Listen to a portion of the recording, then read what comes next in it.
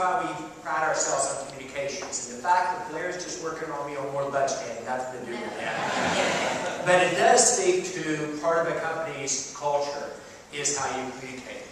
And even as recently as 10 years ago, and I was halfway through my time as CEO at that point in time, many CEOs did not understand how important communications was to their future of their company.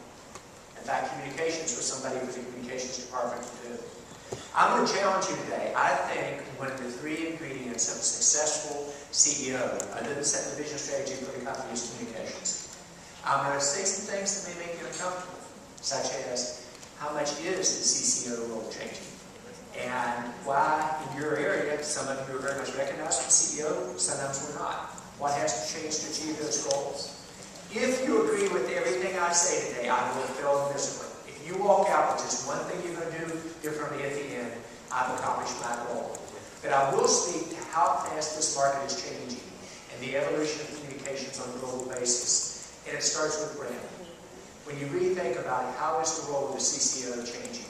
What are the implications on it? What are the expectations? How does the CCO keep ahead of the CEO and the rest of the organization, but also do a lot more than communications, deeply embedded in our strategy?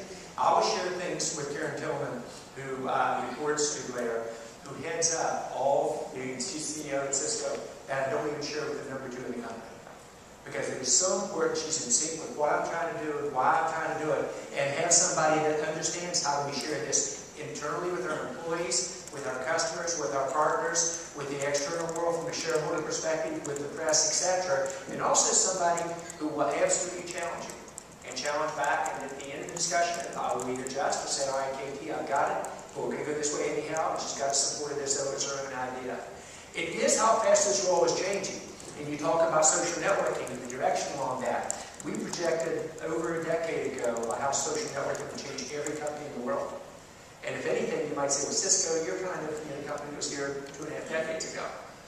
We were way ahead of our curves. We knew the consumer would be the next major force in terms of IT.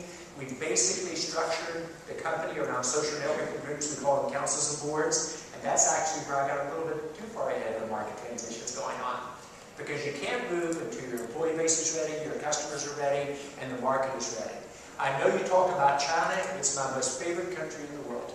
I've been doing business there for 27 years, did the first joint venture there, traded Zimbabwe tobacco to get my money out of China in terms of the transition.